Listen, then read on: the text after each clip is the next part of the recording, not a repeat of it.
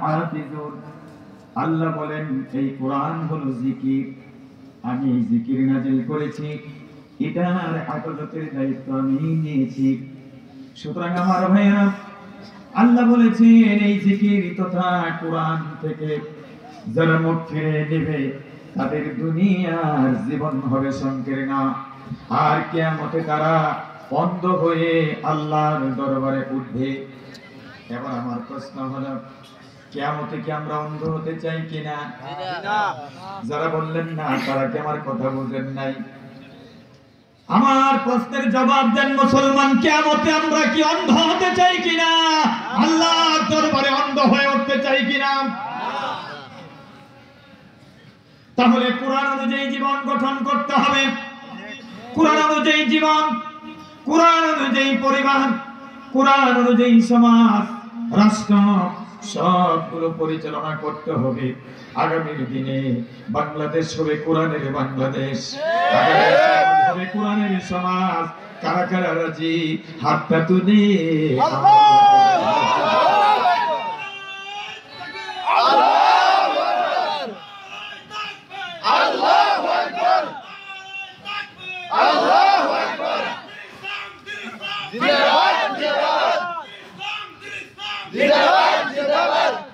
আমার ভাইরা, আগে যখন আমরা বলতাম কোরআন থেকে যারা মুখ ফিরিয়ে নেবে তাদের জীবন সংকীর্ণ হবে, বেশি দিন আগের কথা নয়, এই আগস্টের বিপ্লবের আগের কথা, 5ই আগস্টের আগের কথা।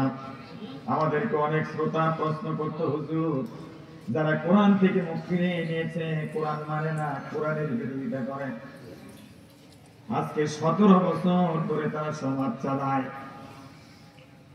হাজার হাজার কোটি টাকার মালিক তারা হয়েছে। লুণ্ঠন করেছে ব্যাংক, লুণ্ঠন করেছে ফ্যাক্টরি। অর্থনৈতিক এমন কোন প্রতিষ্ঠান নাই যেখানে তারা লুণ্ঠন করে নাই, ডাকাতি করে নাই। ব্রিজ, কালভার্ট, রাস্তা বানানোর নামে বাণিজ্য করেছে, ডিজের বদলি ছালি দিয়েছে, কথা কন্টেক্ট রোডের বদলি দিয়েছে বাস।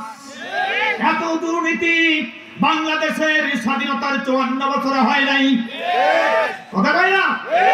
একজন সারা জীবন গল্প করেছে, রাত্রে তাহাজ্জুদ পড়ে, সকালে যায় নামাজ পড়ে, সকালবেলা কোরআন তেলাওয়াত করে। আমি বলি সারা রাত তাহাজ্জুদ করে, কোরআন তেলাওয়াত করে, সকালে যায় নামাজ তালাশ করে, এত টাকা চুরি করলো কখন? একটা পরিবার 80,000 কোটি টাকা বাংলাদেশ থেকে চুরি করে প্রচার করেছে।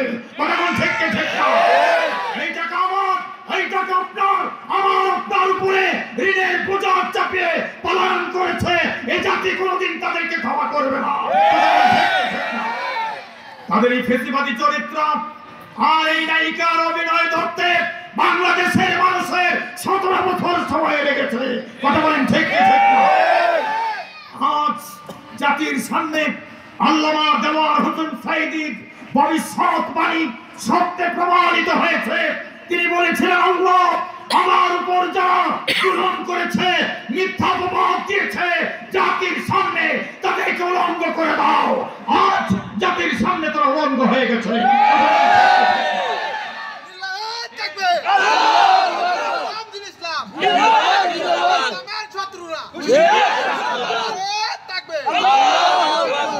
আমার ভাইরা, এজন্য আজকে এখানে যারা আছেন পুরুষেরা, আপনাদের পাশাপাশি মহিলাদের ব্যাপারে আমি দু একটা কথা বলবো। মহিলারা যখন রাসূলের সামনে আসতেন, রাসূল তাদেরকে শপথ পড়াতেন। কি শপথ পড়িয়েছেন? আল্লাহ রাব্বুল আলামিন সূরা মুমতাহানা 12 নম্বর আয়াতে ঘোষণা বলে দিয়েছেন। এই সূরা মুমতাহানা একটু ভিডিও করতে মহিলাদের ব্যাপারে রাসূল কি বলেছেন এই কয়েকটি কথা বলে তারপরে আমার আলোচনার গভীরে প্রবেশ করব ইনশাআল্লাহ। আল্লাহ যেন কবুল করে নেয়। সকলে জোরে জোরে বলেন আমিন। আমি একটা প্রশ্ন করি, কি অপরাধ আমাদের? কেন কোরআনের কথা বলতে পারি নাই? কেন কোরআন কোরআনের তাফসীর করতে পারি নাই? আল্লাহর কাছে জবাব দিতে হবে, কথা কোন ঠিক কিনা? পরে আলো বাড়ান যাবে। কাছে জবাব দেওয়ার আগে বাংলাদেশের জনগণের কাছে জবাব দিতে হবে। যারা কোরআনের কথা বলতে দেয় নাই, যারা স্বাধীনভাবে মত প্রকাশ করতে দেয় নাই, এমন কোন সেক্টর নাই যে সেক্টরে প্রতিবাদী মানুষ নির্যাতিত হয় নাই, জেল খাটে নাই, বন্দি জীবন যাপন করে নাই, আয়না ঘরের ভিতরে নিয়ে উলঙ্গ করে উপর করে তারপরে পারসি দিয়ে বেঁধে নির্যাতন করে নাই। এই নির্যাতিত মানুষের আত্মনাদ শুনেছেন কে? আল্লাহ। নির্যাতিত মানুষের চোখের পানিগুলো কবুল করে স্বাধীনতা ফিরে দিয়েছেন কে? আল্লাহ। সেজন্য যারা এই 17 বছর নির্যাতিত হয়েছে, তোমাদেরকে ঐক্যবদ্ধ থাকতে হবে, একজন আরেকজনের প্রতি সহনশীল হতে হবে, একজন আরেকজনের কথার মর্যাদা দিতে হবে। আমরা নিজেরা কারো প্রতিপক্ষ নই, প্রতিদ্বন্দ্বী হতে পারি, কিন্তু কেউ কারো প্রতিপক্ষ নয়, কথা কোন ঠিক কি ঠিক না? আমাদের মধ্যে যদি কলহ হয়, আমাদের মধ্যে যদি অনৈক্য হয়, আবার কিন্তু ফেসিবাদ বিভিন্ন ষড়যন্ত্রের নীতি লিপ্ত, আবার তারা ফিরে আসবে। সুতরাং স্মরণকালের ইতিহাসে 1 শতাব্দী যেন তারা দেশে ফিরে না আসতে পারে, এমন ধরনের ঐক্যের প্রাচীর গঠন করতে হবে। ও মুসলমান, বলেন তো রাজি আছে কিনা? কারা কারা রাজি? হাতটা তুলে দেখা। লিল্লাহি তাকবীর। একটা জোরে তাকবীর দিতে হবে, জোরে জোরে বলে আল্লাহু আকবার। আল্লাহু আকবার ধ্বনিটাই আমাদের খুশি। আমরা যখন আল্লাহু আকবার বলতাম, তারা ভয় পেত, হাজার হাজার পুলিশ লেগে দিত, কথা কয় না? কিন্তু আমাদের এই অস্ত্রের কাছে তারা পরাজিত। আজ ইন্ডিয়া বসে বিভিন্ন ধরনের ষড়যন্ত্র করছে, বাংলাদেশের এই লুণ্ঠনকারী ফেসিবাদী রানী, কথা কয় না? এই ষড়যন্ত্র সফল হবে না। সরকার যে দেশ থেকে পালিয়েছে সে দেশে কোনোদিন ফিরে আসতে পারে না, এমনকি তার লাশ সে দেশে আসে নাই। আল্লামা সাইয়্যিদ রাহমাতুল্লাহ আলাইহি জানাজার নামাজ ঢাকার রাজধানীতে বাইতুল মুকাররমে পড়তে দাও নাই। এই বাংলার 1 ইঞ্চি জমিনে তোমার লাশ আসবে না, জানাজা হবে না।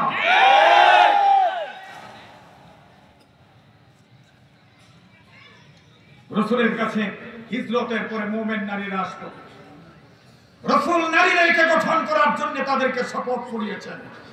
বুঝতে হবে, নারী জাতিরা রাসূলের হাতে কোনোদিন মুসাফা করে নাই, রাসূলের হাত ধরে শপথ পড়ে নাই, পর্দার আড়ালে থেকে রাসূলের সাথে শপথ বাক্য পাঠ করেছে। আর ইদানিং কিছু নারীরা পুরুষের সামনে জনসেবার নামে মুসাফা শুরু করেছে, কথা কয় না? হ্যাঁ, একটু শিক্ষা গ্রহণ করেন। যাকে 2.5 কোটি টাকার জন্য 10 বছরের জেল দিয়েছেন, জীবনে কোনোদিন কোন পরাশক্তিধর রাষ্ট্রনায়কদের সাথে তাকে মুসাফা করতে দেখি নাকি? তিনি হাতে শুধু এতটুকুনি করেছেন, আর আরেকজন না পারলে কোলাকুলি করে। আবার ওনার সাধারণ সম্পাদক বলেছেন, ইন্ডিয়ায় যখন সেলফি উঠাইলো তখন বলছেন ম্যানেজ হয়ে গেছে, সেলফি উঠাইছে। আমরা সেদিনই বুঝেছি যারা সেলফির প্রতীক্ষায় থাকে তাদের পায়ের নিচে মাটি নাই, কথা কন? হ্যাঁ, আজকে তো পরিচয় দিতে পারো না। আমরা তো 17 বছর নির্যাতিত হয়ে ঠিকই আছি। তুমি 1 মিনিট থাকতে পারো না, রান্না ভাত খাইতে পারো নাই, আল্লাহ খাওয়াবে না, রিজিক উঠাই দিছে। এদেশের মানুষের টাকা চুরি করছ, আমরা ব্যাংক করেছি, তোমরা ব্যাংক লুট করেছ। হ্যাঁ, এদেশের মানুষের অধিকার নষ্ট করেছ। একটা সাধারণ ভিক্ষা করে খায় মহিলা, তারও কয়েক লক্ষ টাকা ঋণ আছে, তার মাথার উপরে ঋণের বোঝা দিয়ে গেছ। এখন আমরা ভুগতেছি। এখানে যারা আছেন সবাই কিন্তু ভ্যাট ট্যাক্স দিচ্ছেন। কিভাবে দিচ্ছেন অনেকেই জানে না। আমরা যারা অফিসে গিয়ে ট্যাক্সের একটা রিসিপ্ট নেই, আমরা মনে করছি শুধু আমরাই ট্যাক্স দেই না, এই দেশের যে ভিক্ষা করে খায় সেও ভ্যাট ট্যাক্স দেয়। লবণের প্যাকেট 40 টাকায় কিনেন, যদি আমাদের এই মাথার উপরে লাখ লাখ টাকা ঋণ না থাকতো, এই ভ্যাট ট্যাক্স কমে যেত, লবণের এই প্যাকেট আমরা 30 টাকায় দিতে পারতাম। এই 10টা টাকা শ্রমিকরা দেয় না, রিক্সাওয়ালা দেয় না, যে ভিক্ষা করছে মহিলা পুরুষ, এই যে চৌরাস্তা মহিলাদের বুড়া মহিলা সবাই নানি রাখে, নানি রাখে। আমি জিজ্ঞেস করলাম নানি কেন, বহু বছর ধরে ভিক্ষা করে তো, এখন আমরা যুবক বসতে নানি রাখতে রাখতে বুড়ো হয়ে গেছি, উনি নানি এখন এই নানির কাছ থেকেও কিন্তু এই ঋণ পরিশোধ করার জন্য এখন ট্যাক্স আর ব্যাট নিচ্ছে। কথা কয় না, তাহলে ফকিন্নির টাকা যারা চুরি করে খায় তারা জনগণের বন্ধু হতে পারে? হ্যাঁ, কথা কয় না। তেল কিনি 200 টাকা কেজি, যদি ব্যাট ট্যাক্স কম থাকতো 150 টাকা কেজি কিনতে পারতাম। মুসুরির ডাউল কিনি 130 টাকা কেজি, কথা কয় না, এটা 100 টাকা কেজি খাইতে পারতাম। চাউল কিনি 80 টাকা কেজি, এই চাউল 50 টাকা কেজি কিনে খেতে পারতাম। তাহলে এই সবগুলো টাকা যে জরিমানা দিচ্ছি, এই যে 80,000 কোটি টাকা চুরি করছে, 17 মিলিয়ন কোটি ডলার এদেশ থেকে প্রচার করছে, ওই টাকাগুলো এখন পরিশোধ করার জন্য আমরা বেশি দিচ্ছি। আর পুলিশকে আমরা তখনও বলেছি, আজকেও বলি, আমার ঘামের টাকায় তোমার বেতন হয়, আমার শ্রমের টাকায় তোমার বুলেট, আমার বুকে মেরেছ, লাঞ্ছিত কত হয়েছ, চিন্তা করে দেখো, ভালো হয়ে যাও। ভালো হইতে পয়সা লাগে না, ঠিক কিনা? বাংলাদেশের এমন কোন থানা নাই যে থানা আক্রান্ত হয় না। আমার জয়দেবপুর থানা, আমি এখন যে জমা পড়াই, এই হোকাপাড়া বাস স্ট্যান্ড কেন্দ্রীয় জামে মসজিদ, হাজী রমজান আলী মুন্সি কেন্দ্রীয় জামে মসজিদ ওয়াক্ফ ট্রাস্টে আমি গাজীপুর থেকে খতিবি ছেড়ে দিয়েছিলাম। যখন দেখলাম যে সাইদ হিসাবের ব্যাপারে কথা বলা যায় না, মামুনুল হক সাহেবের ব্যাপারে কথা বলা যায় না, রফিকুল ইসলাম মাদানী পিচ্ছি এই হুজুরের ব্যাপারে কথা বলা যায় না, মুফতি আমির হামজার ব্যাপারে কথা বলা যায় না, মরহুম ফজলুল হক আমিরের ব্যাপারে কথা বলা যায় না, আল্লামা শৈখুল হাদিস আজিজুল হক সাহেবের ব্যাপারে কথা বলা যায় না, মাওলানা মতিউর রহমান নিজামী আলী আহসান মোহাম্মদ মুজাহিদ কাদির মোল্লা এবং আমাদের মীর কাসেম আলী কামারুজ্জামান, তাদের ব্যাপারে কথা বলা যায় না। এই খতিবি আমার জন্য প্রযোজ্য নয়, যেখানে বসে হক কথা বলা যাবে না, সে খতিবির দরকার না। ছেড়ে দিলাম, বিদায় নিলাম। 6 মাস কোথাও জুমার নামাজ পড়াতে যাই, শুধু বিভিন্ন মসজিদে গেলেই আগায় আপনি আসতেন পর, আমি না, আমি জমা ছেড়ে দিচ্ছি, আমি পড়বো তোমাদের পিছনে নামাজ পড়বো। এই মসজিদ কমিটির লোকজন আমার ফ্রেন্ড সার্কেল কর্তৃক হয়তো খবর পেয়েছে, ওরা গিয়েছে বাড়িতে, বলছে টাকা যত লাগবে দিব, কিন্তু আমাদের মসজিদে আসতে হবে। আমি কিছুই বলি না, ওরা নিয়ে আসতে, আগের যে মসজিদে ছিলাম তেলিপাড়া কেন্দ্রীয় জামে মসজিদ, ওখান থেকে 3 গুণ বেশি দেয়। আমি চিন্তা করে দেখুন, বলতাম তো ধরে গেল, আমার আতল্লাহ ভাই হয়তো খবর রাখে, আমার সাথে যারা বাস করে সবগুলো কন্ট্যাক্ট করে, 50, 60 একদিনে 2টা 3টা মাস। আমি কোথাও চুক্তি করি, আলহামদুলিল্লাহ, আল্লাহ আমাকে যা দিয়েছেন আমি খুশি। আমাকে যা দেয় একবারে গুনি না নিয়ে গাড়ি চালাই দৌড়। কিন্তু আমি দেখি যে আমি ঠকি নাই, আমি দিচ্ছি। আমার ছেলে মেয়েগুলি সুস্থ আছে, আলহামদুলিল্লাহ, শুনে ওরা লেখাপড়া করে, 5 ওয়াক্ত নামাজ পড়ে, আবার আমাকে এসে জাগায়, আব্বা উঠো আজান দিয়ে। তাহলে আমার চেয়ে সুখী মানুষ কেউ আছে না? কথা বলে হ্যাঁ, কিছু কিছু জায়গায় মাঝে মাঝে বলি যে অ্যাডভান্স কিছু পাঠা, কারণ ওদের আগের দিন কয়েক বছর ওয়াজটা হচ্ছে না, এটা সিকিউরিটির জন্য বলি। তো যে কথাগুলো বলতেছিলাম, খতিবি ছেড়ে দিলাম, কারণ হক কথা যদি না বলা যায় তাহলে খতিবির প্রয়োজন নেই। কথা এখন আবার আপনাদের গাজীপুরে আসছে, আল্লাহ এখানে রিজিক রাখছে। গাজীপুরের ব্যাপারে আমি আশাবাদী, এখান থেকে নারায়ে তাকবীর ধ্বনি প্রতিধ্বনিত হবে। বাংলাদেশ থেকে ফ্যাসিবাদ বিদায় হয়েছে, চির কবর রচিত হবে এই গাজীপুর থেকেই। যেমন একটা তাকবীর এই বাহাদুরপুর মসজিদের সামনে বসে আজকের তাওহীদি জনতা দিতে পারবো কিনা বলে, জোরে জোরে বলে লিল্লাহি তাকবীর, নারে তাকবীর, হাত উপরে তুলে বলেন নারে তাকবীর। আল্লাহ কবুল করুন, আমিন আমিন। রাসূলের সামনে হিজরতের পরে মহিলারা আসছে, আল্লাহ তাআলা বলেন সূরা মুমতাহিনা আয়াত নম্বর 12 বাড়িতে গিয়ে মিলাই দিবেন ইয়া আইয়ুহান নাবিয়্যু ইযা জাআকাল মুমিনাতু ইউবাই'উনাকা আলা আল্লা ইউশরিকনা বিল্লাহি শাইআ আল্লাহু আকবার আল্লাহ রাব্বুল আলামিন বলেন ও নবী আপনার কাছে যখন মুমিন মহিলারা আসে তখন আপনি তাদেরকে কিছু কথার উপরে বাইয়াত গ্রহণ করান তাদের কাছ থেকে বাইয়াত নেন তাদেরকে বাইয়াত করেন এক নাম্বার হলো আল্লাহ ইউশরিকিনা বিল্লাহি শাইআ তারা যেন আল্লাহর সাথে শরীক না করে এটা হলো এক নাম্বার কথা এখন বলেন তো আল্লাহর সাথে শরীক করার লোক সমাজে আছে না নাই আছে আছে গাজীপুরে নাই আছে আছে আছে আবুল তাবকা মাজারে যায় দরগায় যায় কবরের কিনারে যায় হাত তুলে বাবা আমারে দাও তুমি যেই বাবার কাছে চাও এই বাবা তো ঘুমায় আছে কবরের উপরে মাছিও তাড়াতে পারে না কথা কোন ঠিক তুমি যে শিরক করো আল্লাহ কি বলেছেন শোনো আমায় ইউশরিক বিল্লাহি ফাকাদ হারাম আল্লাহুল জান্নাহ যে ব্যক্তি আল্লাহর সাথে শরীক করে আল্লাহ তার জন্য জান্নাত হারাম করে দেয় নাউযুবিল্লাহ আমি বিস্তারিত বলতে গেলে এক কথায় রাত্র শেষ হয়ে যাবে শুধু বলবো কোন মাজারের কাছে দরগার কাছে কোন খাজা বাবার কাছে কেল্লা বাবার কাছে কোনো কিছু চাবেন না যা চাওয়ার কার কাছে আল্লাহর কাছে আল্লাহ বলেন উনি আস্তাজিব লাকুম আমাকে ডাকো আমি তোমাদের ডাকের জবাব দেই আল্লাহ তো হচ্ছেন তিনি রাত্র যত গভীর হয় গোলামের তত নিকটবর্তী আল্লাহ হয় কথা বলতে আপনি একটা নেতার স্লোগান দিবেন সারা জীবন রাত্র 12টার পরে ফোন দিবেন ধরেন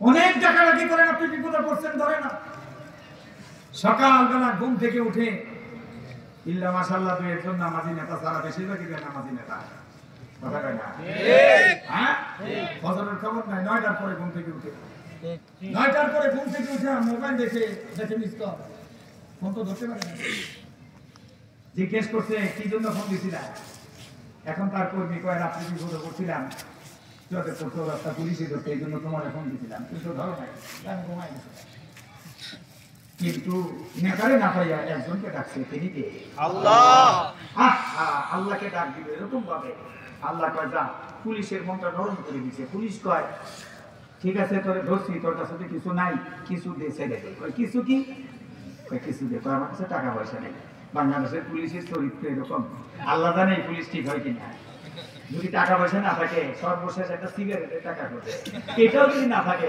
তাহলে কাপড়টা উঠে কয় পিঠে একটা খাজনি দিয়ে যা একবারে এমনি ছাড়বো না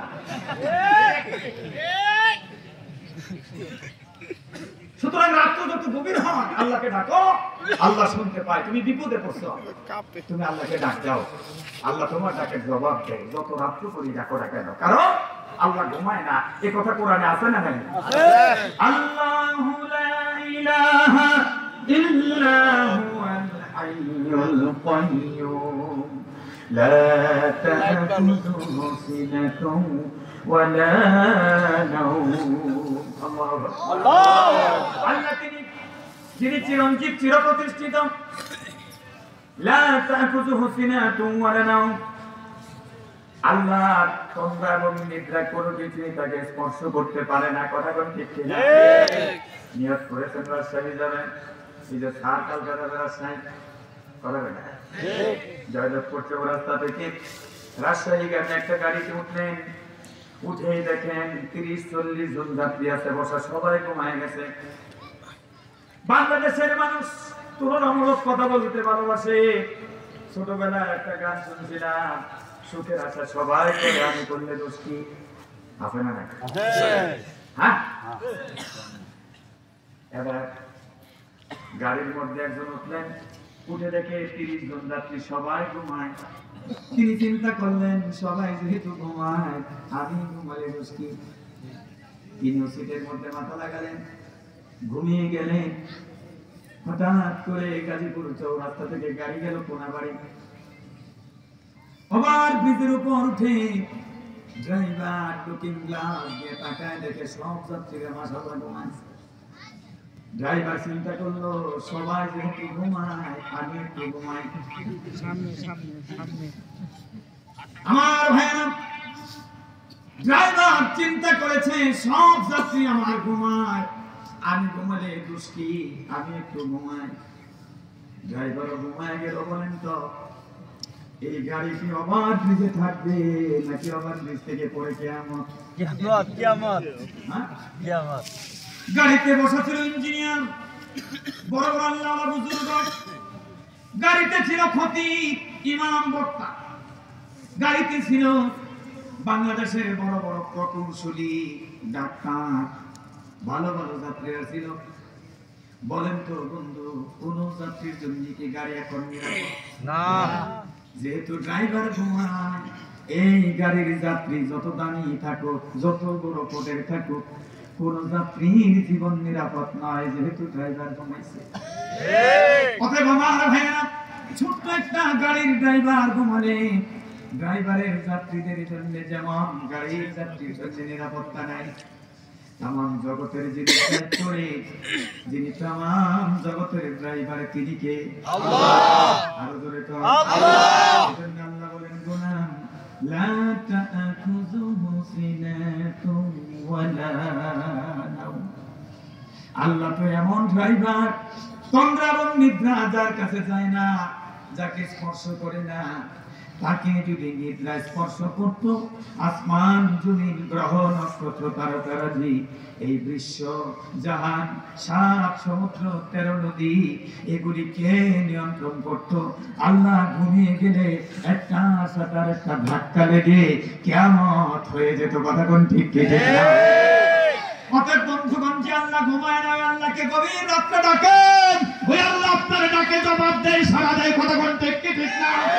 এজন্য বিপদে পড়েন, আপনার প্রয়োজন, আপনার সন্তান নাই, আপনার অভাব, আপনার অসুখ ভালো হয় না, আপনি বিপদে পড়ে আছেন, মাথা ব্যথা করছে ছাড়ে না, পেটটা ব্যথা করছে ছাড়ে না, কঠিন বিপদে আছেন, ঋণী হয়ে গেছেন, সব কিছুর জন্য একজনকে ডাকেন, তিনি কে? আল্লাহ। এজন্য আল্লাহ বলেন, তাদের কাছ থেকে শপথ নাও, তাদের কাছ থেকে বাইয়াত গ্রহণ করো, তারা যেন আমি আল্লাহর সাথে শরীক না করে। আল্লাহ ইউশরিকুনা বিল্লাহি শাইআ। জোরে জোরে করো আল্লাহু আল্লাহু আকবার। আমার ভাইরা, দ্বিতীয় নাম্বার কথা হলো আল্লাহ বলেন, ও নবী, ওয়ালা ইয়াসরিকনা, তাদের কাছ থেকে শপথ নেন তারা যেন চুরি না করে। গত 17 বছরে যেই পরিমাণ চুরি হয়েছে, আল্লাহর কোরআন যদি তাদেরকে পড়ানো যেত, কোরআনের জ্ঞান যদি দেওয়া যেত, আল্লাহর ভয়টা যদি ঢুকানো যেত, আর আল্লাহর আদালতে দাঁড়াতে হবে, এই ভয় যদি তাদের ভিতরে থাকতো, আল্লাহর কসম করে বলি, জনগণের অর্থগুলি তারা লুণ্ঠন করতো না, চুরি করতো না। কথা কোন ঠিক কি না? এই জন্য আল্লাহ বলেন, ওয়ানফিরি বিহিল্লাযীনা ইয়াখাফুনা আন ইউহশারু ইলা রাব্বিহিম। ও নবী, আমি তাদেরকে আপনি কোরআন দিয়ে নসিহত করেন, যাদের ভিতরে আমি আল্লাহর আদালতে জমায়েত হওয়ার, হাজির হওয়ার ভয়টা আছে। আমার ভাইরা, এখন আসল কথাটা বলি, কোরআনের মাহফিলে কেন বাধা দিত? কারণ কি? কারণ হলো কোরআন চুরির বিরুদ্ধে, কোরআন দুর্নীতির বিরুদ্ধে, কোরআন নেশার বিরুদ্ধে, কোরআন গুম খুনের বিরুদ্ধে। সুতরাং যিনি ছিলেন গুম খুনের রানী, তিনি ছিলেন চুরির রানী। কথা কম না? তিনি ছিলেন জুলুমের রানী, তিনি ছিলেন ফ্যাসিবাদের রানী, তিনি ছিলেন আমার বাংলাদেশের সরল মনা মানুষের অধিকার হরণ করার রানী। কথা কয় না? দিনের ভোট রাত্রে চুরি করে নেবার রানী। মিথ্যা, অপকৌশল, বাটপারি, যত প্রকার অভিনয়, সব তিনি হাসি মুখে করতে পারতেন। মিথ্যা কথাটা এমন ভাবে বলতেন মানুষ যেন মনে করে এটাই সত্য, আর মিথ্যা কথা বলে বলে হাউমাউ করে কান্নাকাটি করতো, চোখের পানি পুছতো, আসলে গিসারিং লাগাইছে। আল্লাহ বলেন শোনো মুসলমান, ওয়াসারিকু ওয়াসারিকাতু ফাকতু আইদিয়াহুমা, সূর এবং সুরের হাত কেটে দাও। আইনটা কার? আমি বরকতির আইন নয়, আমার কোন দরবার থেকে আইন আসে নাই, কোন মানুষের করা আইন নয়।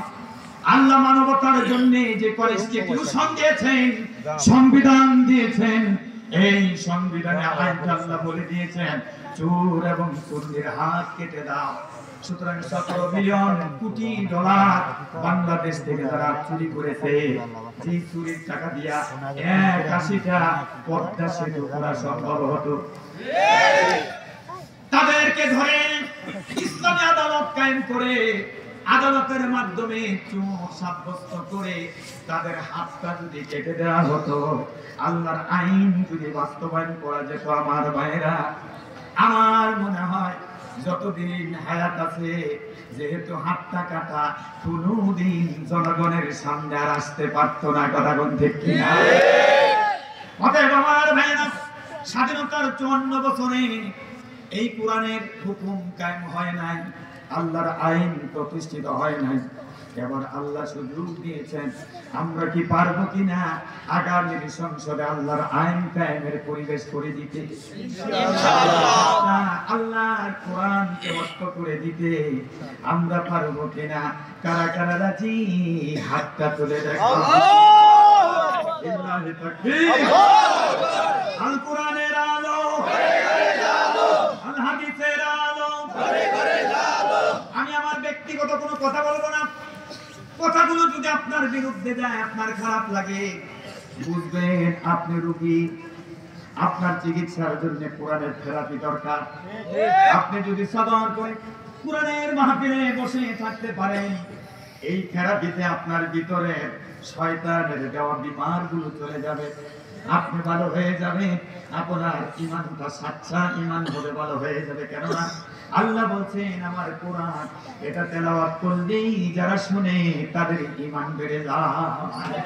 ইদা তুলিয়াত আলাইহিম আয়াতুহু যাদাতুহুম ঈমানা। জোরে জোরে করো আল্লাহু আকবার, জোরে করো আল্লাহু আকবার। তেলাওয়াত এমন, এই তেলাওয়াত শুনলে জীবনের নূর বাড়িয়ে যাইতে। আমি আশাবাদী এখন যেমন আওয়াজ হয়, কোরআনের কথা শোনার পরে আওয়াজের পরিমাণ আরো বাড়বে, বাড়বে না কমবে? একটা তাকবীর দেব, জোরে জোরে আল্লাহু আকবার বলতে হবে। যারা আশেপাশে এই মেলার মধ্যে মানুষ আছে, জালগুড়ির দোকানে, বুলবুলার দোকানে, সবগুলো মানুষ যেন কোরআনের আলোচনায় চলে আসে, এমন একটা তাকবীর দিতে পারবো কিনা? ইনশাআল্লাহ। জোরে জোরে বলি লিল্লাহি তাকবীর,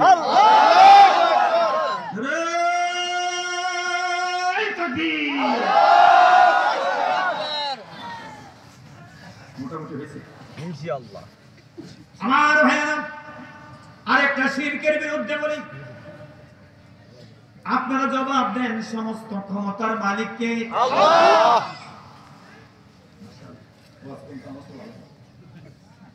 আতাউল্লাহ স্যারের এলাকার মানুষ না, আবার বিভিন্ন এলাকার মানুষ আছে বাংলাদেশে, আমি জানি। অনেক সময় মাহফিলে রংপুরে, কুড়িগ্রামে গেলে, গাইবান্ধা, রংপুরে গেলে বলে হুজুর আমি গাজীপুরে আপনার মসজিদে নামাজ পড়ছি, আপনার ওয়াজ শুনছি, এমন মাহফিলে আপনার ওয়াজ শুনছি। তাহলে ওই দিকের মানুষ এখানে আছে, যেহেতু ফ্যাক্টরি আছে, তো এই যে এলাকার মানুষগুলো আছে। সমস্ত ক্ষমতার মালিক আমার আল্লাহ। এই কথার উপর বিশ্বাস রেখে যে মারা যাবে সে জান্নাতে যাবে, সুবহানাল্লাহ। কিন্তু আমাদের সংবিধানে লেখা আছে সমস্ত ক্ষমতার মালিক জনগণ, নাউযুবিল্লাহ। এটা কুফরি মতবাদ। অতএব আমার বিএনপি জামাতের বন্ধুরা এবং তাদের সাথে 17 বছর যারা আন্দোলন করেছ, ইসলামিক আন্দোলন, খেলাফত আন্দোলন, ইসলামী ঐক্যজোট হেফাজত, আরো যারা আছেন, সবার প্রতি রিকোয়েস্ট, আগামী দিনে সংবিধান সংশোধন করে সমস্ত ক্ষমতার মালিক আল্লাহ, এই কথাটা সংবিধানে লাগিয়ে দিতে হবে। স্বাধীনতার 54 বছরে যারা জনগণ ক্ষমতার মালিক এই কথা বলেছ, আর মারা যাবার পরে তোমার লাশটা কবরে রেখে বিসমিল্লাহি ওয়া আলা মিল্লাতি রাসূলিল্লাহ বলেছে, এটা মিথ্যা বলছে। ঠিক, তুমি মানুষ ক্ষমতার মালিক মনে করে কেমনে রাসূলের দলভুক্ত তুমি হও? সুতরাং তোমাকে আকীদা সংশোধন করতে হবে। সমস্ত ক্ষমতার মালিক কে? আল্লাহ। কিছু কর্মসূচি তো নিয়ে যেতে হবে, ইনশাআল্লাহ। কিছু খোরাক নিয়ে যেতে হবে, আমল নিয়ে যেতে হবে। এলোমেলো কিচ্ছা শুনলে কিছু লাভ নাই। কথা কোন ঠিক ঠিক? তারপরে বলতেছিলাম, 1 নাম্বার আল্লাহর প্রতি শরীক করব না, 2 নাম্বার চুরি করব না। মনে আছে না নাই? আছে আছে আছে। চুরির ব্যাপারে যদি ওয়াজ করি আতাউল্লাহ ভাই রেডি করে, কারণ রাত্র তো শেষ করা যাবে না আলোচনা করে। এমন কোন সেক্টর নাই যেখানে চুরি হয় নাই। কথা কোন ঠিক কি না? চুরি তো করছেই, নদীও চুরি করছে, বালু তুলে বেঁচে ফেলেছে। পাশের বাড়ির পুকুরের মাছ রাতের বেলায় গায়ে। প্রশ্ন করি কি হইছে? চেয়ারম্যান কয় হুজুর কথা কোন কোন, আমাদের ছেলে পেলেরা নিচে কিচ্ছু কোন যাইতো না। আমি বললাম কিছু যদি না কোন আগামী দিনে আপনার কাছে ডাব থাকবে না, আমার কাছে আসবে না। হঠাৎ করে শুনি চেয়ারম্যান কয় হুজুর আমার গাছের ডাবও নাই, পাশের জমির কলাও নাই, সব নিয়ে গেছে। আমি বললাম যারা আপনার রাত্রে ভোট নিছে তারাই তো নিছে, কিচ্ছু কোন যাইতো না। চেয়ারম্যান কিছু করেন না, রাত্রে তারা ভোট নিছে আপনার। চেয়ারম্যানের মুখটা একবারে কালো হয়ে গেছে। এই হুজুরের সাথে কথা কয়ে লাভ নাই। আমি বললাম যদি আপনি শাসন করতেন তখন আজকে আপনার কলার ডাব যাইতো না। কথা কোন ঠিক ঠিক? কি পিসাব মাথাইছে এই ছোট্ট ছোট্ট পিচ্ছি বাচ্চা, মাথাতে বিজল যায় না। ওরা এসে কয় উনি চেয়ারম্যান থাকতে পারবে না, আগামীতে আমি প্রার্থী। আমি তো তোরে ভোট দেবো টাকা, কয় ভোট দেওয়া লাগবে, ভোট চাইতে নিয়ে যাবো। সংস্কৃতি কোথায় নিছিলে? কথা কয় না। এরশাদ সাহেব একবার ভোট চুরি করে 9 বছর জেল কাটছে। আপনার তো জেলের ভয় পালায় গেছে। তবে আমি একটা জিনিস বলি, আবার আমার গাড়ি আসেন, কারণ ফেসিবাদের ল্যাস ল্যাঙ্গুয়েজ টেঙ্গুয়েজ এটা তো রয়েছে। কথা কয় না। এই ডেট অফ মাল ফ্যাক্টরিতে ফেরত। কথা কয় না।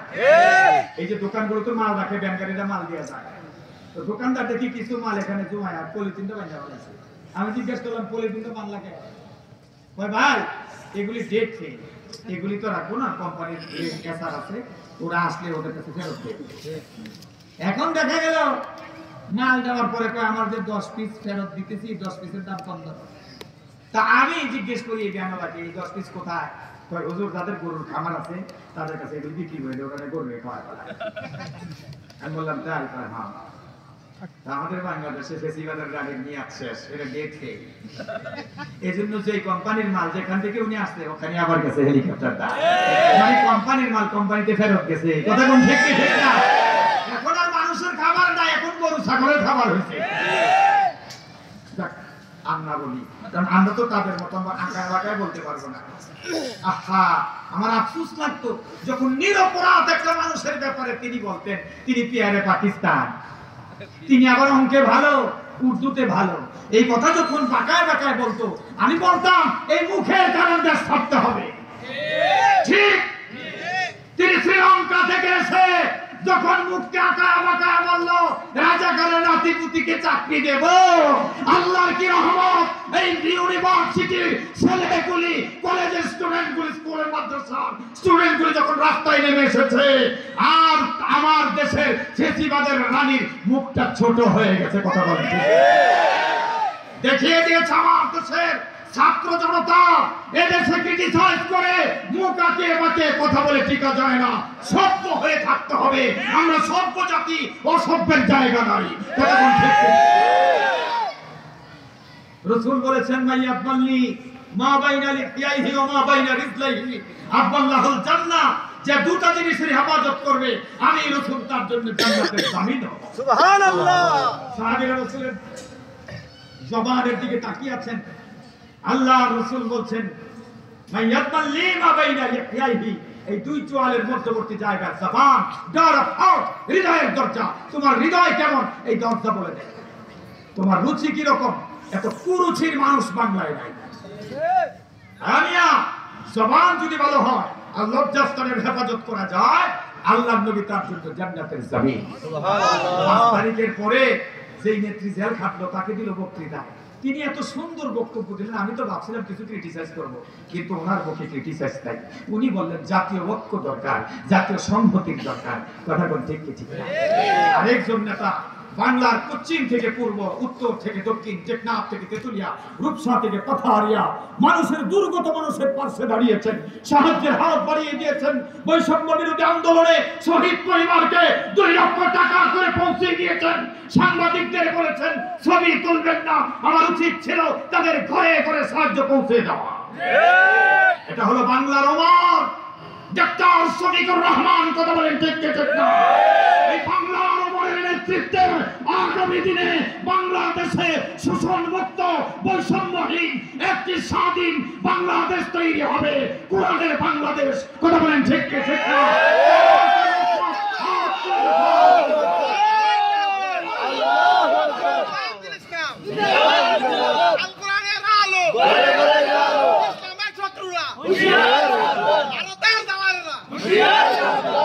আমার ভাইয়েরা, তারপরে রাসূল বলছেন ওয়ালা ইয়াজলিনা, জিনা করবে না।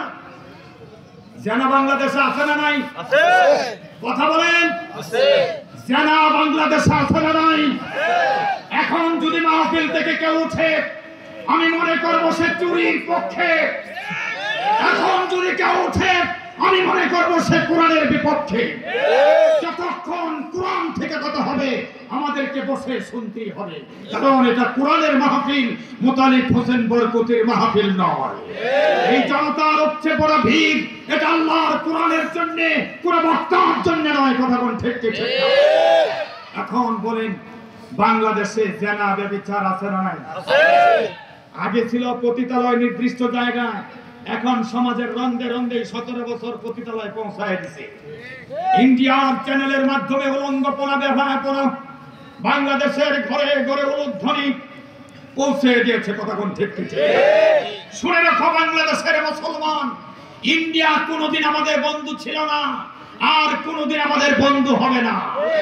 যতদিন স্বার্থ আছে ততদিন তারা আমাদের আছে, স্বার্থ নাই আমাদের তারা নাই। আমার দেশের গাড়ি চলে আমার দেশের সেতুর উপর দিয়া, আমাকে টুল দিতে হবে। আমি এদেশের নাগরিক, আর তার দেশের গাড়ি চলবে টুল ফ্রি। এত অবিচার আল্লাহ সয় না। কথা কোন ঠিক? আমার দেশের উপর দিয়ে ট্রান্সপোর্ট হবে তাদের, আমার দেশের উপর দিয়ে 7 সিস্টারে মাল যাবে, সেনাবাহিনী অবাধে চলাফেরা করবে, পুলিশ, তাদের দেশের গোয়েন্দা বাহিনী সব চলবে। আমার দেশের কোন বাহিনীর নিয়ন্ত্রণ তাদের উপর থাকবে না। তাহলে স্বাধীনতা থাকে? কথা কোন? আল্লাহর রহমত আছে, 5 তারিখ বিপ্লবে ফেসিবাদ পালিয়েছে। যদি না হতো বাংলাদেশ ইন্ডিয়ার করতলগত হয়ে গেছিল, আর বাকি ছিল না। কথা কোন? আর আগে আমাদেরকে বলবো, আল্লাহর রাস্তায় আপনাদের পায়ে ধরে বলি, আলেমদের ভিতরের ঐক্য তৈরি করুন, অনৈক্য দূর করুন।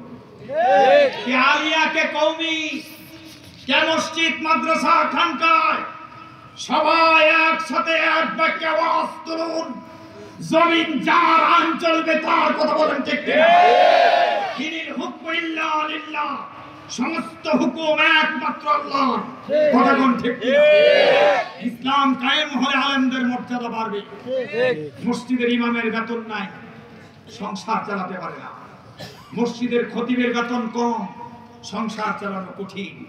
মাদ্রাসার টিচারদের বেতন নাই, হেফজখানা, এতিমখানা, লিল্লা বোর্ডিং কোন মতনে বেঁচে আছে।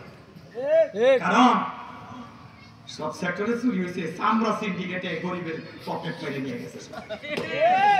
এই বিগত সরকার 17 বছর আগে চামড়া বিক্রি করছি 2200-2300 টাকা। হ্যাঁ, 3000, 4000, 5000, 50 টাকা। আর এখন চামড়া নেয় না। গরিব মানুষকে ধোকাবাজি দেওয়া আমরা জানি না। এই চামড়ার টাকা তোমরা খাচ্ছ। এই চামড়া পর্যন্ত ফকিন্নির টাকা চুরি করে নিয়ে গেছে। যেটা কুরবানির টাকা খেতে পারবে না, এটা গরিবের হক, এটাও চুরি করে খেয়েছে। কথা কন, কথা বলতে হবে। হ্যাঁ, আল্লাহ আছেন, আল্লাহ আছেন। গরিবের চোখের পানি আল্লাহ বরদাস্ত করে না। এক আয়াতের কথা বলি তো আতল্লাহ ভাই, সময় শেষ হয়ে যাবে, বাকিগুলি বলবো কখন। আমি তো বসেছি, 1 মিনিট সময় যদি অনর্থক নষ্ট করি আল্লাহর কাছে জবাব দিতে হবে। আবার আপনাদেরও জবাব দিতে হবে যারা শুনতে আসছে, যদি শুনে গিয়ে আমল না করে। কথা কন না কেন? মনে মনে চিন্তা করতেছে, বরকতির সামনে তো হাত বাড়াইছে, তাকে দিছি, এখন আর আমি ওইখানে নাই। আল্লাহ কয়, শোনো, তোমাকে ধরার জন্য তোমার সাথে সিসি ক্যামেরা লাগাই দিছি। وكل إنسان ألزمناه طائره في عنقه ونخرج له يوم القيامة كتابا يلقاه منشورا سبحان الله তবে জানাবে বিচারের বিরুদ্ধে সোচ্চার হতে হবে। জানা মুক্ত বাংলাদেশ চাই, ইন্ডিয়া মুক্ত বাংলাদেশ চাই। Boycott India. তারা যারা আছে একসাথে হাত তোলা মুসলমান, বয়কট ইন্ডিয়া, ইন্ডিয়াকে বয়কট করতে চায়। লাল বাতি জ্বলে গেছে হসপিটালগুলিতে, লাল বাতি জ্বলে গেছে আবাসিক হোটেলে, লাল বাতি জ্বলে গেছে ডিসপেন্সারিতে, লাল বাতি জ্বলে গেছে ফুটপাতের দোকানে। সাংবাদিকরা প্রশ্ন করছে, বসে আছে কোনো বেচা কিনা করছে, বাংলাদেশের তারা আসে না, না খেয়ে আছে। আমাদেরকে পেঁয়াজের ভয় দেখা, আমাদেরকে ডাউলের ভয় দেখা। হ্যাঁ, আমরা তো সেই জাতি যারা 1 মাস রোজা থাকি, না খেয়ে থাকতে পারি 30 দিন। ভয় দেখায় লাভ নাই। পেঁয়াজ আর ডাউল তোমার দেশ থেকে আনবো না, বহু বর্ডার খোলা আছে। কথা কম ঠিক কিনা? বন্ধু রাষ্ট্র অনেক আমাদের, আমাদেরকে কথায় কথায় পেঁয়াজের ভয় দেখা। হ্যাঁ, আগে কিছু না হয়তো পেঁয়াজের দাম বেড়ে গেছে। একবার দেখলাম কে জানি পোস্ট করছে যে পেঁয়াজ আর সোয়াবিন তেলের ম্যাচ চলছে T20। এখন বলছে পেঁয়াজ 260 রান করে একটু এগিয়ে আছে, তেল 200 নিচে। এই কথা আমি ভালুকার মাহফিলে বলতে এক লোক তো দাঁড়ায় গেছে, হুজুর রাজনীতি বন্ধ করেন। আমি বললাম যে পেঁয়াজ আর সোয়াবিনের কথা বলছি, না পেঁয়াজ নীতি আর সোয়াবিন নীতি হতে পারে, এটা রাজনীতি হলো কেমনে? আমি বললাম এই হাজার হাজার জনতা যদি তোমাকে এখন ধরে, তাহলে 12টা বাজায় ছেড়ে দিতে। জনতাতে এমন খেপাই হাতে বয়ে ধরে থামাইলাম, উনি যে কোথায় গেছে আর খবর। আমি বললাম, তুমি আজকে যেমনি গেছো, এমন একদিন হবে তোমার নেত্রী সহ সবাই পালাবে, মুখ দেখাতে পারবে না, কারণ যেই কাজ করছো এই জাতির সামনে মুখ দেখানো সম্ভব হবে না। এখন দেখেন, যে একটা যাওয়া দেশে আছে এগুলি আমাদের সাথে সাথে আমাদের লগে আছি। তোমরা যে আমাদের সাথে কদ্দুর আছো, এটা তো 17 বছর দেখছি। ভবিষ্যতে একটা সুযোগ পাইলে আবার যে আমাদের ঘাড়ে ধরবা, এটা আমরা জানি। জি ইনশাআল্লাহ করা হবে। আর একটু বলবো, বলেন। তারপরে আল্লাহ বলেন, ও নবী, তাদের কাছ থেকে আরেকটা বায়াত গ্রহণ করেন, আরেকটা শপথ বাক্য পাঠ করেন। ওয়ালা ইয়াকতুলনা আওলাদাহুন্না, সুবহানাল্লাহ। সন্তান হত্যা করবা। বাংলাদেশে বিভিন্ন পদ্ধতিতে এখন সন্তান হত্যা করছে। লা তাকতুল আওলাদাকুম খাশিয়াতুল ইমলাক, দারিদ্রতার ভয়ে সন্তান হত্যা করো না। পশ্চিমরা এসে বুঝায়, তোমাদের 2-3টা বাচ্চা নিবা, খাওয়াবে কি? আমরা তাদের সবক নিই। আর তাদের দেশে কি জানেন, এরা আতল্লাহ স্যার বলতে পারবে, তাদের দেশে বাচ্চা নেওয়ার জন্য ভাতা দেয়, মহিলাদেরকে ভাতা দেয়, বাচ্চার ভাতা, মার ভাতা, বাবার ভাতা, ভাতা দিচ্ছে বাচ্চাকে, মহিলার বাচ্চা নিতে রাজি না। আমার ওস্তাদ আলোচনায় বলেছেন, সৈয়দ কামালউদ্দিন জাফরি হাফিজাহুল্লাহ তাআলা, আপনারা চিনেন ওনাকে? না। বাংলাদেশের শ্রেষ্ঠ আলেম দ্বীন, শুধু বাংলাদেশের নয়, বিশ্বের একজন শ্রেষ্ঠ আলেম দ্বীন। বাইতুল্লাহ শরীফের যে কমিটি করা হয়েছে বাংলাদেশ থেকে, ওনাকে নিয়েছেন এই কমিটিতে। আলহামদুলিল্লাহ, আলহামদুলিল্লাহ। সৈয়দ কামালউদ্দিন জাফরি বলেছেন, বাংলাদেশ হলো বিশ্বের মুসলমান আবাদের জালাপাল। ধানের জালাপাল হয় না, এই যে এখানে নদী আছে না, নদীর চরে দেখবেন ধানের জ্বালা এক জায়গায় অনেকগুলো ধান, এখান থেকেই জ্বালা উঠায়া নিয়ে জমিনে আস্তে আস্তে করে পুরো জমিন দখল, তখন ধান হয়। কথা কোন ঠিক ঠিক? তো বিশ্বের জ্বালাপাত হলো বাংলাদেশ মুসলমানের। ও মুসলমান, তোমার সন্তান আমেরিকা আবাদ করবে, তোমার সন্তান ইউরোপ আবাদ করবে, অস্ট্রেলিয়া, কানাডা, সুইডেন, বিভিন্ন দেশ তোমার সন্তান আবাদ করবে। এখন আমেরিকা ভয় পাচ্ছে, যেভাবে মুসলমান আমেরিকা যাচ্ছে, আগামী দিন না জানি মুসলিম একজন শাসক আমেরিকায় চলে আসে। সেদিন বেশি দূরে নয় যেদিন তাম পৃথিবী মুসলমান শাসন করবে। সেজন্য দারিদ্রতার ভয়ে সন্তান হত্যা করা থেকে বিরত থাকুন। আল্লাহ কবুল করুন। আরেকটা জিনিস খুব হচ্ছে আমাদের দেশে, আল্লাহ তাআলা 1450 বছর আগে কি কর্মসূচি দিয়েছে দেখেন। ولا يأتين ببهتان يفترينه, শোনো, কাউকে মিথ্যা অপবাদ দিবে না। মিথ্যা অপবাদ বাংলাদেশে আছে না নাই? আছে। 17 বছর শুধু মিথ্যার উপরেই চলছে। কথা কোন ঠিক ঠিক? আলেমদের উপরে যে মিথ্যা অপবাদ দিছে, আমি যদি একটা বলি, আল্লামা দেলোয়ার হোসেন সাঈদী সাহেবের বিরুদ্ধে ধর্ষণের অভিযোগ আছে। এই মহিলাটা আসলো এই আন্তর্জাতিক ট্রাইব্যুনালে, আমাদের যে বর্তমান এই ট্রাইব্যুনালের চেয়ারম্যান তাজুল ইসলাম সাহেব, হ্যাঁ, উনি জেরা করতে গিয়ে জিজ্ঞেস করলেন, আচ্ছা মা, আপনি যে আসছেন আল্লামা সাঈদী সাহেবের বিরুদ্ধে দর্শনের অভিযোগ নিয়ে সাক্ষী দিতে, আপনাকে দর্শন করেছেন উনি, আপনার জন্ম কত সালে? 1975 সালে। লেগে দিছে ঘন্টা ঘর, কারণ যুদ্ধ তো হয়েছে 71-এ, 4 বছর পরে তো মহিলা হইল, তাহলে দর্শন করলো। এই মহিলার তাড়াতাড়ি এই কাঠগড়া থেকে নামায় বছর নিয়ে চলো, নিয়ে চলো, পাগল, এটা ব্রেন আউট হয়েছে। তাজুল সাহেবকে গুম করার জন্য নিয়ে গেল। প্রশ্ন করছে, আপনি এই ধরনের প্রশ্ন করেন কেন? আমি তো মক্কেলের পক্ষে, উনি যে নির্দোষতা প্রমাণ করার জন্য।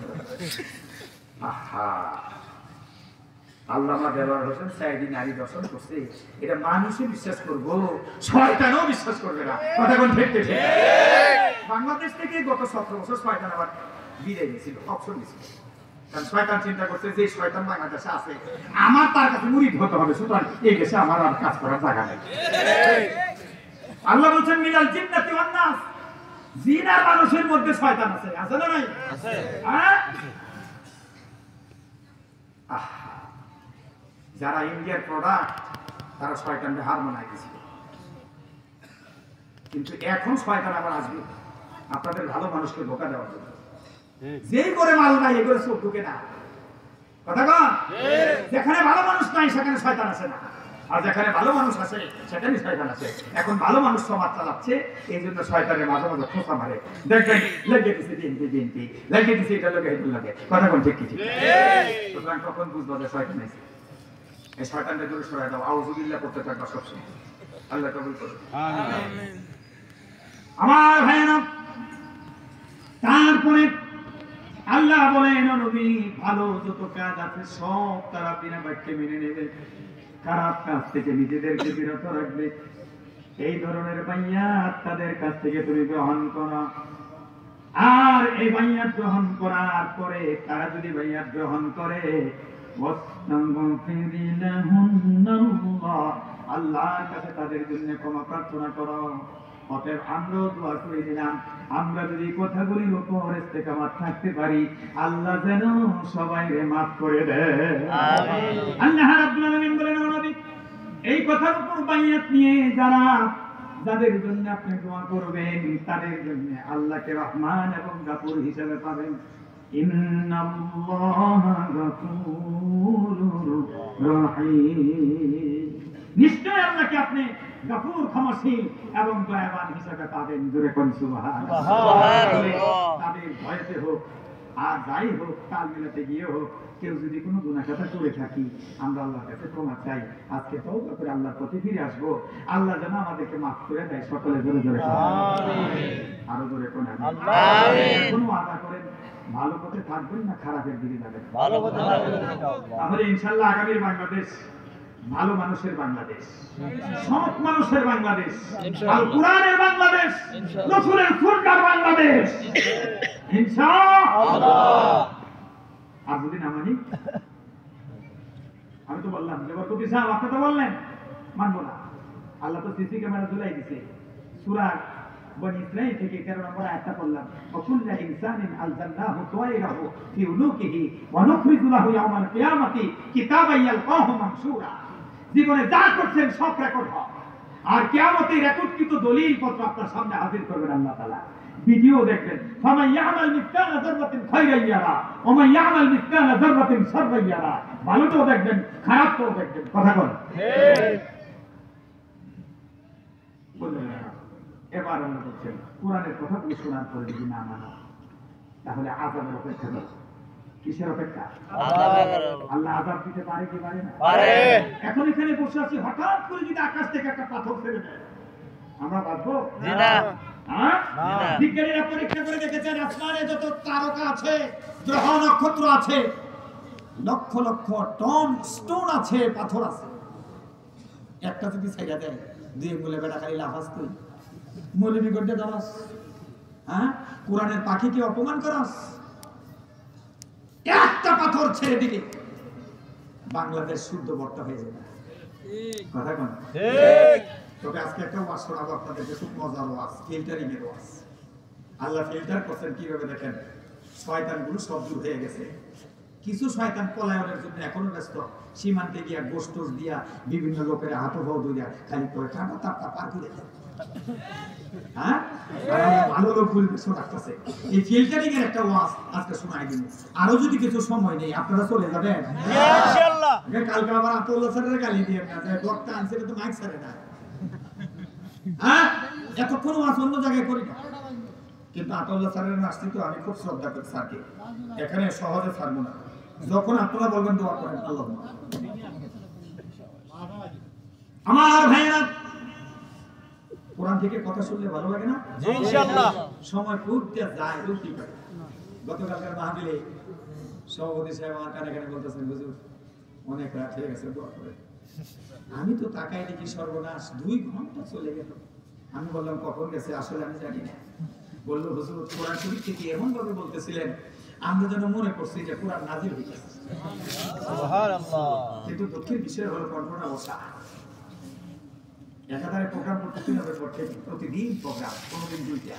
মানুষের আবদার রাখতে গিয়ে একটু কষ্ট হচ্ছে। তারপরে দিনে তো রেস্ট করার সময় নেই, মাদ্রাসা আছে। আমাদের মাদ্রাসাগুলোতে তো এখন কয়েকদিন ধরে বসে বন্ধ আছে, আলহামদুলিল্লাহ। এই শীতকালীন বন্ধটা আছে।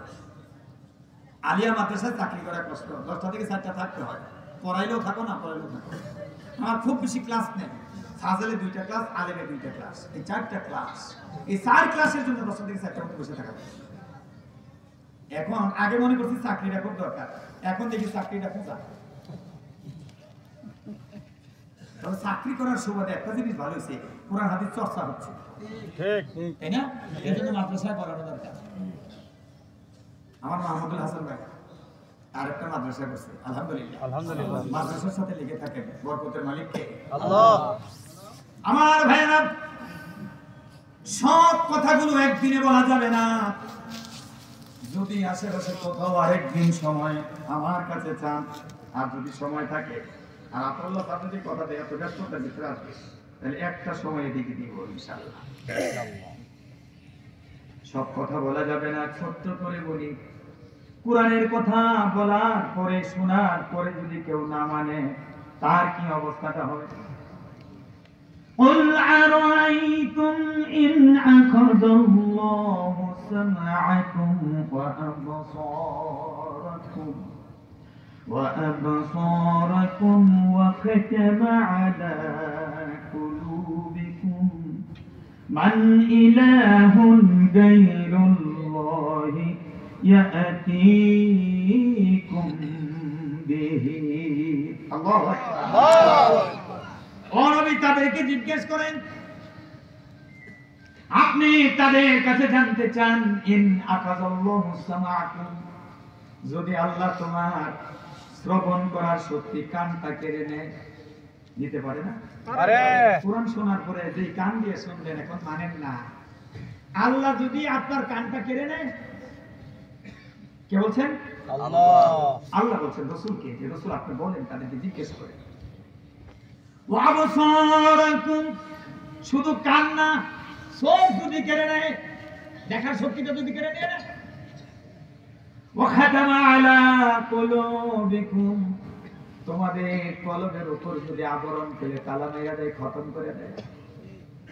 এখন কিছু বুঝো না, কিছু দেখো না, কিছুই শোনো না, ব্রেনটা নরমাল পাগল।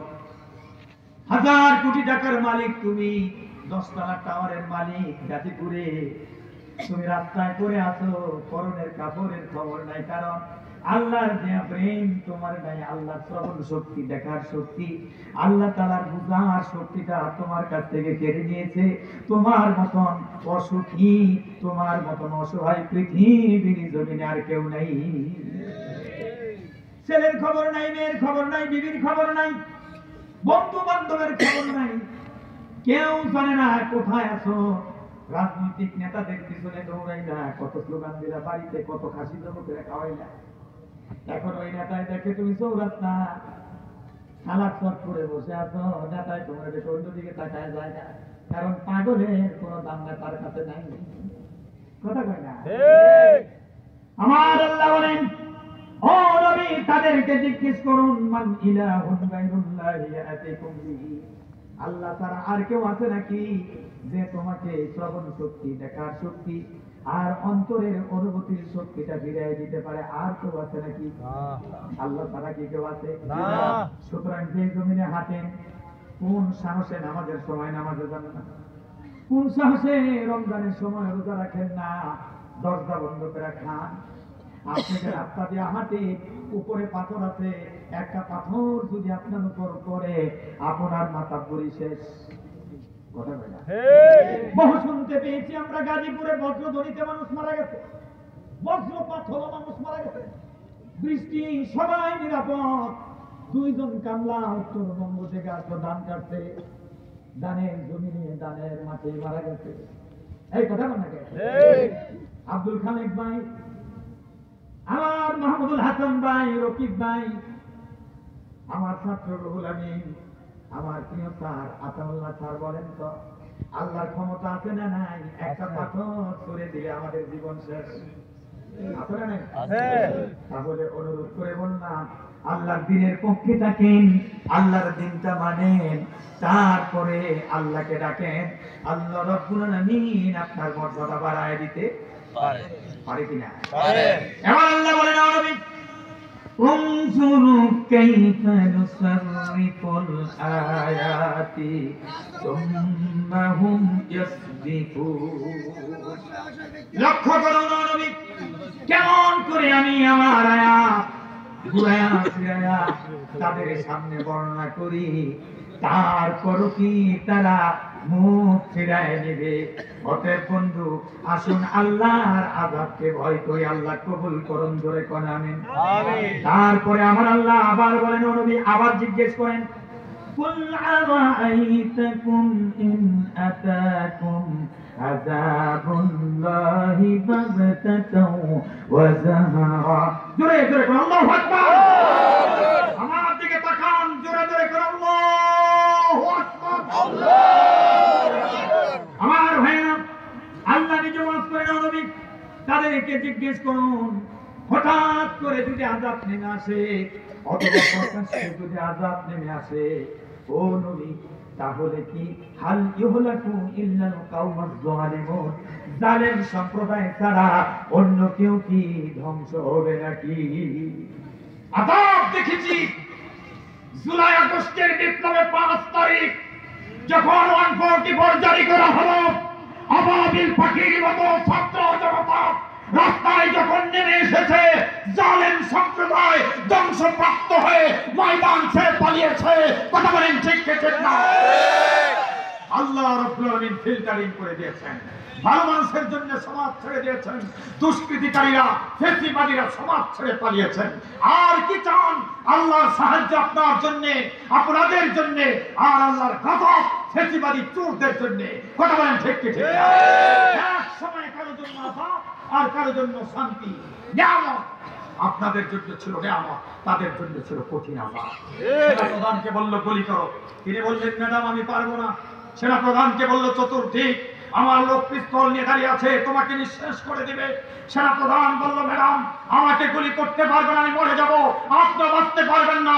তার চতুর্দিকে আমার বাহিনী ঘেরাও করে আছে। আল্লাহর রহমত ছিল এদেশের মানুষের উপরে। খুতবা তৈরি ছিল, মসজিদে তাদের বাইরে খুতবা দিতে পারতেন না। সিলেবাস প্রণয়ন ছিল, জাতিকে মূর্খ বানানোর সিলেবাস। কথা বল, জাতি মূর্খ বানানোর সিলেবাস চাপিয়ে দিয়েছিলেন। আমার সন্তান পড়ালেখা করে না, খালি কার্টুন কাটে, কার্টুন। Auto bus. কথা বল, আরে এত কার্টুন কাটার কি আছে? কয়েকটা মোবাইল দাও, তোমাকে মোবাইল দেবো কেন? মোবাইলে এটা আছে, এই কার্টুন কাটা কাটা আর খালি আরাম। বাহির মূর্তি বানায় দেশ ঘুরছে, এখন ঘরে ঘরে পুতুল বানানোর চর্চা, মানে কাদাম বানানোর চর্চা। আলহামদুলিল্লাহ বর্তমান অন্তর্বর্তী সরকার, বিপ্লবোত্তর এই সরকার, ইউনূস সরকার এই সিলেবাস বাতিল করে দিয়েছে। এখন স্কুল কলেজে আবার আগের মতন কোরআন হাদিস পড়ানো হবে। আলহামদুলিল্লাহ, আলহামদুলিল্লাহ। নামাজি জাতি হলে চুরি হবে না, নামাজি ব্যক্তি চুরি করতে পারে না। কথা কান, অতএব ফিল্টারিং করে দিয়েছেন আল্লাহ তাআলা। খুশি না রাজা? খুশি। শুকরিয়া জানান আলহামদুলিল্লাহ। আরো জোরে বলেন আলহামদুলিল্লাহ। তারপরে আল্লাহ বলেন, ও নবী আপনার দায়িত্ব, ওমা নুরসিলুল মুরসালিনা ইল্লাল মুবাশশিরিনা ওয়া মুনযিরিন। আল্লাহু আকবার। না, দায়িত্ব হলো আপনি তাদেরকে সুসংবাদ দেন, সতর্ক করুন, ভয় দেখান। ফামান আমানা ওয়া আসলাহা ফালা খাউফুন আলাইহিম ওয়া লা হুম ইয়াহজানুন। আর আপনার এই সতর্কবাণী শুনে যারা ঈমান আনবে, ইসলাম হবে, সংশোধন করবে, নিজেকে সংস্কার করবে, ভালো বানায় নেবে, ফালা খাউফুন আলাইহিম ওয়া লা হুম ইয়াহজানুন। তাদের জন্য ভয় নাই, চিন্তার কোনো কারণ নাই। আল্লাহর পক্ষ থেকে রহমতের বাড়ি দ্বারা প্রবাহিত হবে, নেমে আসবে, জমিনে শান্তি প্রতিষ্ঠিত হবেই হবে ইনশাআল্লাহ। ইনশাআল্লাহ। দিন কায়েম না হলে শান্তি আসবে না। দিন কায়েম হলে ওমরের মতন শাসক আসলে আপনার বাড়িতে ঘুরে ঘুরে দেখবে কার খাবার আছে, কার খাবার নাই। ঠিক। আরেকটা কথা বলে দিচ্ছি, আমি যে হাত কাটার কথা বললাম, অনেকে আবার ভয় পেয়ে গেল, হুজুররা গেলে না গেলে হাত কাটা হবে। হুজুররা গেলে হাত কাটবে তখন 5টা জিনিসে নিশ্চয়তা হবে যখন। নাম্বার 1 খাদ্য, অভাব নাই, সবার ঘরে খাবার আছে। নাম্বার 2 বস্ত্র, সবার পরনে কাপড় আছে, কাপড়ের কোনো অভাব নেই। নাম্বার 3 বাসস্থান, কারো বাসস্থানের অভাব নাই। নাম্বার 4 চিকিৎসা, চিকিৎসার জন্য দাঁড়ে দাঁড়িয়ে ঘুরতে হয় না, রোগী হলেই চিকিৎসা, সরকারের পক্ষ থেকে চিকিৎসা সেবা দেওয়া হবে। নাম্বার 5 সুশিক্ষা। তাহলে 5টি কাজের নিরাপত্তার পরে কেউ চুরি করবে না। যদি করে তাহলে সে সবার যত, তাহলে তার হাতে। আলহামদুলিল্লাহ, আলহামদুলিল্লাহ। পেটের ক্ষুধার যন্ত্রণায় কেউ চুরি করলে তার হাত কাটা যাবে না। আমার ভাইয়েরা, তারপর আল্লাহ বলেন, নিরাপত্তার কথা তো শুনলেন, শান্তির কথা, ভয়হীন, চিন্তাহীন, সুন্দর পরিবেশের কথা তো শুনলেন। এবার শুনেন, والذين كذبوا بآياتنا يمسهم العذاب بما كانوا يفسقون। যদি আমার আয়াত শুনে মিথ্যায় প্রতিবন্ধ করো, এগুলি না মানো, ওয়ায়ামুসসুহুমুল আযাবু বিমা কানু ইয়াফসুকুন, তাহলে তাদের পাপাচারের কারণে তাদেরকে স্পর্শ করবে আযাব। এজন্য কোরআন থেকে যারা মুখ ফিরিয়ে নেয়, বলতেছিলাম, ওমান আ'রাদা আন যিকরি ফাইন্না লাহু মাঈশাতান দানকা ওয়া নাহশুরুহু ইয়াওমাল কিয়ামাতি আ'মা। যারা কোরআন থেকে মুখ ফিরিয়ে নেবে, দুনিয়ার জীবন তাদের জন্য হবে সংকীর্ণ, আর কিয়ামতে তাদেরকে অন্ধকারে উঠাবে। এই কথাটা আমি ক্লিয়ার করে রেখে দিয়েছিলাম, আমার মনে আছে। যে আমাকে প্রশ্ন করতে হুজুর, যারা এখন দেশ চালাইছে তারা তো কোরআনের জন্য, তারা তো সুখী আছে, মহানন্দে আছে, আপনি বললেন তাদের জীবন সংকীর্ণ হবে কোথায়? আমি বললাম অপেক্ষা করেন, ধৈর্য ধরেন। এখন আপনারা বলেন 1000 কোটি টাকার মালিক মুখ দেখাতে পারে না, সে সুখী নাই বাজারের কুলি সুখী? কে সুখী? কুলি সুখী। হ্যাঁ, বাজারে কুলি। সারাদিন বোঝা নামাইয়া যা পায় চাল ডাল কিনে নিয়ে ছেলে দিয়ে নিয়ে খাইতে পারে, আরামে ঘুমাইতে পারে। তাদের তো ঘুমো নাই, এমন চুলকানির দ্বারা শরীর ছেড়ে রক্ত বের করছে, কিন্তু চুলকানি শেষ হচ্ছে না। কথা কথা এক ব্যক্তির চুলকানি বেড়াম। আগে গাড়ি তুলতো, গাজীপুর থেকে ঢাকায় যেত, এটা বলতো মুড়িটি, আর বাই বাই করে মানে যেখানে দাঁড়িয়ে খাইছে তাকে সাফাইতে এখন আরেকজন গায়ে থেকে আছে, তার কোনো যাত্রী নেই। যাত্রী এখন নিয়ে আর কই নেবা, কই একটু সাফেন ভাই মোহাম্মদ ভাই। হ্যাঁ, এক ব্যক্তি তো চুলকানি বেড়াম, প্যান্টের ভিতরটা কোনো মতনে হাত ঢুকায় দিতে চুলকাচ্ছে। আরেকবার এই নি আমার চুলকানকে, কই উফ আপনারও চলে গেছে, এই জন্য তো আমার টেস্ট লাগে না। আল্লাহ এমন চুলকানির বেড়াম দিছে, চুলকাইবা লোহা দিয়া চিরুনি বানায় চুলকাও, তারপরে চুলকানি শেষ হবে না। কারণ এই জাতি এমন চুলকানি দিয়ে দিছে, হারাম খাইয়া চুল এমন বানাইছ, এই চুলকানি রোগ আর ভালো হবে না। তো তাদের জীবন এখন আপনি বলেন 1000 কোটি টাকার মালিক, তাদের জীবন সংকীর্ণ না বিস্তীর্ণ? সংকীর্ণ না বিস্তীর্ণ? কিয়ামতে অন্ধ হয়ে উঠবে। এবার প্রশ্ন করব, قال رب لم حشرتني أعمى وقد كنت بصيرا। আল্লাহ আমারে অন্ধ করলে কেন? দুনিয়াতে তো আমার চোখ আছে। আল্লাহ বলবেন গোলাম, قال كذلك أتتك آياتنا فنسيتها وكذلك اليوم تنسى। আল্লাহু আকবার। ও গোলাম, কোরআনের কথা তোমার সামনে বলতো, কিন্তু কোরআন শুনে তুমি পরক্ষণে ভুলে যাইতা। যেমনি ভাবে দুনিয়ায় ভুলে গেছো, আজকে তোমারে ভুলে গেলাম যাওয়া হলো। বলেন তো সেদিন যদি আল্লাহ ভুলে যায়, আপনার এই নেতা নেত্রী কেউ আপনাকে বাঁচাতে পারবে না? কেউ সাহায্য করতে পারবে না? সাহায্য করবেন আল্লাহ, বাঁচাবেন আল্লাহ, আর সুপারিশ করবেন রাসূল। কথা কোন ঠিক? এই জন্য রাসূলের দলভুক্ত হয়ে যায়, রাসূলের দলভুক্ত হয়ে যায়। ওয়াতাসিমু বিহাবলিল্লাহি জামিআ ওয়া লা তাফাররাকু। এই কোরআনকে ঐক্যবদ্ধভাবে জামাতবদ্ধভাবে ধরতে হবে। ঠিক। কারা কারা রাজি আছেন? ইনশাআল্লাহ। আল্লাহ কবুল করুন। আমিন আমিন। মান ফারাকাল জামাতা শিবরিন ফাকাদ খালা আরিবাতাল ইসলামি মিন উনুকিহি। এই দিনের জামাত থেকে যে এক বিপদ পরিমাণ দূরে সরে গেল, সে যেন তার গলা থেকে ইসলামের রশিকে খুলে ফেলেছে। এই জন্য জামাতবদ্ধ জীবনযাপন, যেই দল, যে জামাত আপনার নামাজের খবর নেয়, আপনার তিলাওয়াতের খবর নেয়, আপনার বাড়ির পর্দা পুশিদার খবর নেয়, আপনার নৈতিক চরিত্র সুন্দর করতে চায়, মুসলমান হিসেবে সেই জামাতের অন্তর্ভুক্ত হতে হবে। আমি আর দেরিত করছি না, অনেক লোক চলে গেছে, হয়তো কারো ডিউটি থাকতে পারে, এটা সম্পূর্ণ করি। অনেকগুলো লোক নিয়ে আসছিলাম, ভাবছিলাম যে আরো অনেকক্ষণ কথা বলবো, কিন্তু অতিথিদের তো হক আছে, এই জন্য আমি ধৈর্য ধরে বসেছিলাম। আতউল্লাহ ভাইয়ের মাহফিল না হলে অন্য জায়গায় সময় দিতাম, বলতাম যে না এখনই আমাকে দিতে হবে। যেহেতু মঞ্চে চলে আসছি, মঞ্চে চলে এসে বক্তা বসে থাকলে বক্তার কণ্ঠটা একটু জড়তা চলে আসে, আসার সাথে সাথে আলোচনা শুরু করা দরকার। যাই হোক, আলহামদুলিল্লাহ আমরা অনেকক্ষণ আলোচনা করেছি। আল্লাহ তাআলা এই মসজিদ মাদ্রাসাটি কবুল করুন। আমিন। আপনাদের এই আগমন এবং এই বসা কবুল করুন। আমিন। এই মাহফিল আগামীতে হোক, এটা আপনারা চান? ইনশাআল্লাহ। কারা কারা চান? হাতটা তুলে দেখান। তাহলে এই হাতটা একটু পকেটে দেন। আল্লাহ। এই ছাত্ররা কোথায়? রুমাল নিয়ে যাবে না? এভাবে তো রুমাল নিয়ে, তাহলে তো শুধু বাকি টাকা নেই। বড় টাকা দিচ্ছে। আরেকটা জিনিস আমি বলি, শোনেন, আজকে এখানে কিছু আমার বিএনপির বড় বড় নেতারা বক্তৃতা শুনছি, তো এমন একটা জনসভা করলে আপনাদের কয়েক লাখ টাকা, সুতরাং আপনারা কয়েক লাখ টাকা দিয়ে দিবেন।